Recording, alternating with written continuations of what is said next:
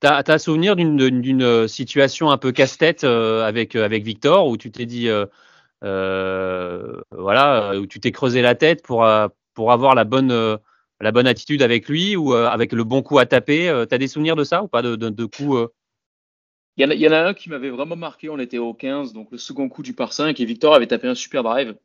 Et, euh, et on avait joué le trou vent avec du tee.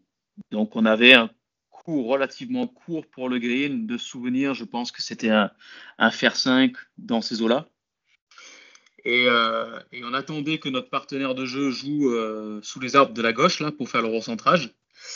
Et on avait pris le choix du club qui était le fer 5. Et au moment de jouer, en fait, il y a une rafale qui dure suffisamment longtemps pour te mettre le doute, qui est passé, qui a fait 180 degrés, donc qui est passé plein contre. Et dans, et dans l'idée, c'était passé d'un fer 5 à un hybride sur le moment.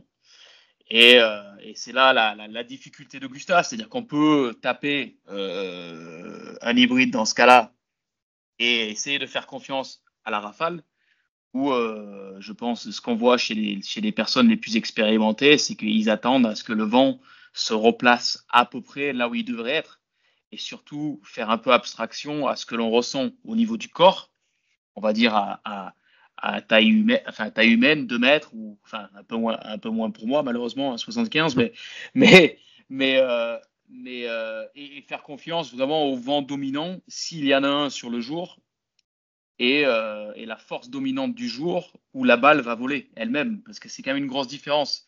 Et ce qui est dur à Augusta, c'est le vent que l'on sent. Si on prend un exemple d'un lynx, je veux dire, on joue un lynx en Écosse, si le vent est contre de la gauche, il est très fort, certes, mais on le sent contre de la gauche tout le long. Donc c'est facile d'y faire confiance. Alors qu'Augusta, il peut avoir un vent dominant en haut, si c'est une journée où le vent est assez consistant. Mais la manière dont Augusta est fait, tend des pièges, et c'est surtout des pièges dans le ressenti, en fait, de vraiment faire confiance à ce qui se passe. Et pour moi, la plus grosse difficulté, c'est ça, en fait. et donc du coup là sur ce coup-là, Victor avait changé. Vous aviez pris hybride Non, non, ou faire ça? alors au final, ce moment est passé sur hybride, repassé sur fer 5, et je pense qu'il avait tapé le coup de fer 5, il avait mis bien un bunker de droite, pour un drapeau qui était à peu près centre du green. Donc au final, c'était un bon coup par rapport au casse-tête de la situation, mais c'est un exemple parmi tant d'autres, et c'est vrai que c'est des choses qui n'arrivent que sur ce parcours-là, ou sur vraiment ce type de parcours-là. Est-ce qu'on peut parler un peu de la main corner? Comment il faut le jouer? Comment tu as tes souvenirs voilà, de ce 11-12-13? On sait, parcours, partie charnière un peu de ce parcours de l'Augusta National. Tu as des souvenirs? Comment vous l'aviez abordé? Et toi, comment vous l'avez joué, en fait? Bah, en fait, de comment on l'abordait finalement, je crois qu'on n'avait pas très bien, on n'avait pas vraiment bien fait, je crois en général. On avait dû rater le cut de deux ou trois coups peut-être. Et la main corner, de mes souvenirs, on l'a pas spécialement bien géré. Enfin, on n'a pas bien scoré.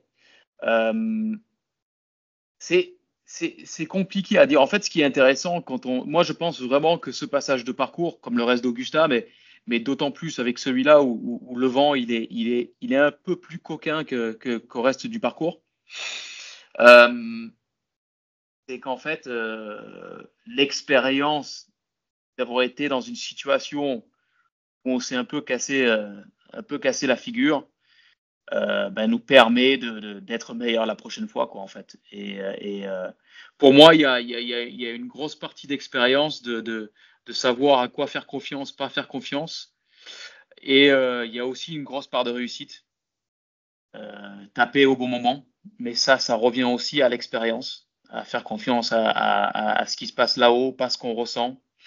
Euh, donc, je sais pas, je pense que il faut, la première fois où on y va, il faut avoir un tout petit peu de réussite sur le genre de vent qu'il y a, les types de vent qu'il y a, est-ce qu'il y en a pas trop, et surtout essayer, bien sûr essayer de limiter le score le plus possible sur ce passage-là. Après, la main corner, c'est vrai que par rapport à Race Creek et tout ça, on y met 11, 12, 13.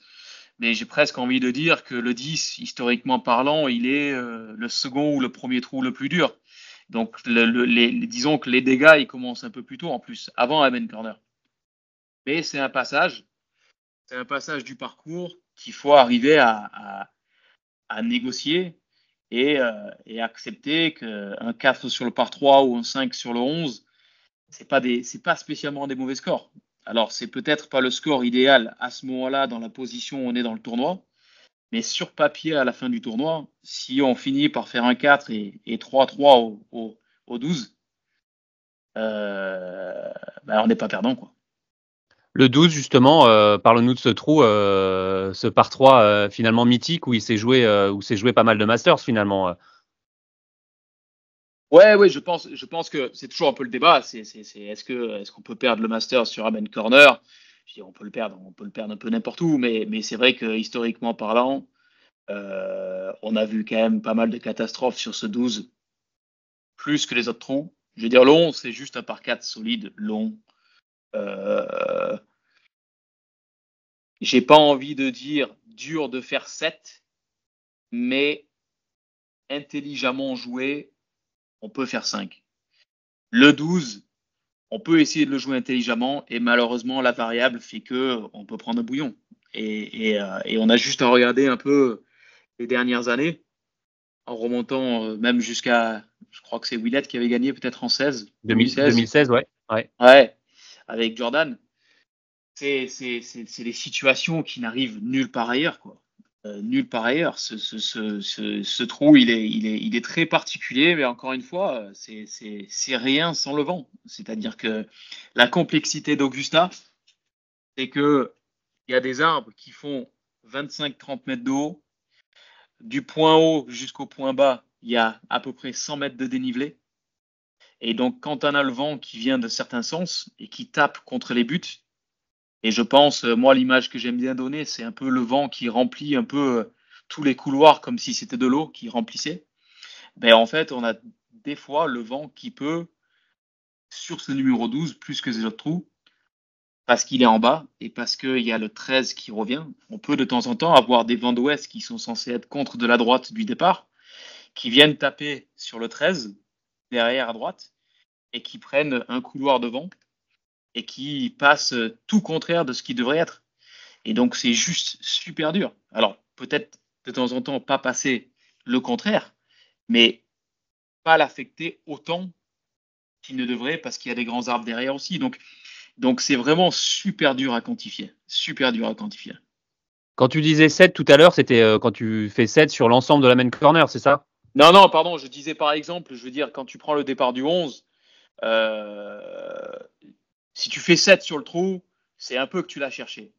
Si tu D'accord. fais 7 au 12, je veux dire, ça peut arriver en un claquement de doigts, quoi. Je veux dire, le 11, si tu es hors position, tu peux rejoindre le cours à droite et accepter. Ça paraît facile comme ça et c'est loin de l'être. Mais je trouve que le trou catastrophe, le 12, le compteur, il peut monter assez vite, quoi.